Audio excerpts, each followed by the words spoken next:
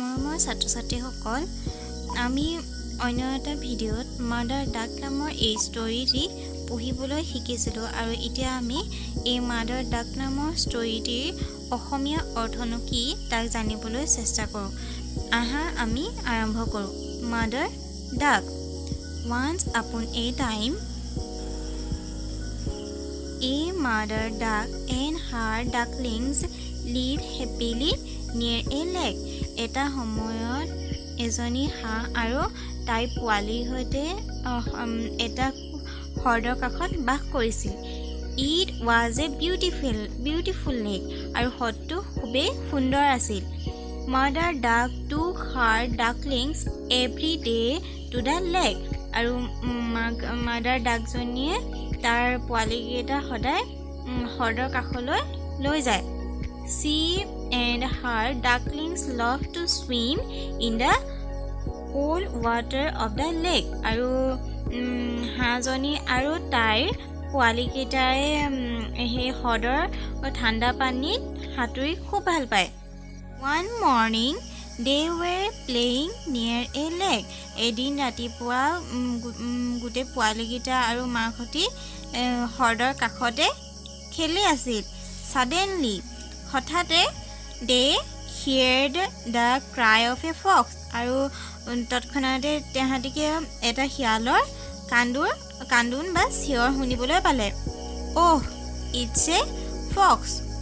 সেইটো শিয়াল, said mother duck. হাঁহৰ মাইকী হাঁহজনীয়ে চিঞৰিলে যে সেইটো এটা শিয়ালৰ মাত। Come, let's run away. আহা আৰু এইফালে দৌৰা।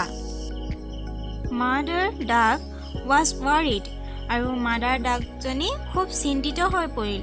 Her ducklings could not fly. আৰু হাঁহৰ পোৱালিকেইটাই উৰিব নোৱাৰে। She thought for a while and said them. আৰু অলপ সময় চিন্তা কৰিলে আৰু ক'লে, Quick, rush the lake at once. আৰু যোৱা তোমালোকে পটাপট পানীলৈ নামি যোৱা। Then mother duck walked away from the ducklings and dragged her wings as if she was hurt. আৰু মাদাৰ ডাকজনী তাইৰ পোৱালিকেইটাৰ পৰা আঁতৰি আহিল আৰু এনেদৰে খোজকাঢ়ি যাবলৈ ধৰিলে যে তাইৰ পাখিত যেন দুখ পাইছে। The foolish fox followed her. আৰু ফক্সটোৱে কি বুলি ভাবিলে যে ফক্সটোৱে ভাবিলে তাই সঁচাকৈ পাখিত দুখ পাইছে আৰু তাইৰ পিছে পিছে সেই শিয়ালটো যাবলৈ ধৰিলে। Mother duck walked very fast and took the fox far away.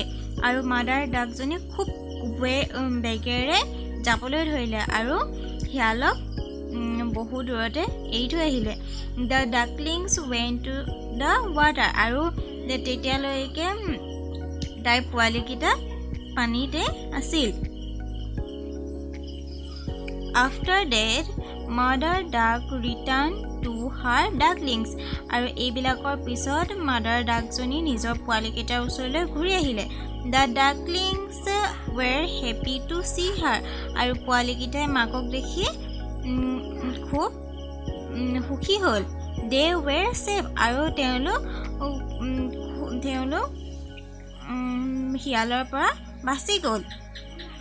They swam in the lake again. আৰু তাহাঁতি সেই হ্ৰদটোত আকৌ সাঁতুৰিবলৈ ধৰিলে। The fox went away sadly. আৰু একেবাৰে শেষত কি হ'ল? একেবাৰে শেষত ফক্সটোৱে খুব দুখেৰে উভতি আহিল। এই মাদাৰ ডাক নামৰ এই ষ্টৰীটিত আমি এনেদৰে ইয়াৰ অৰ্থটো বুজিবলৈ চেষ্টা কৰিলোঁ। তোমালোকেও এই ষ্টৰীটি ঘৰত আকৌ এবাৰ পঢ়ি চাবা, তেতিয়া হয়তো আৰু ভালকৈ বুজি পাবা। ধন্যবাদ।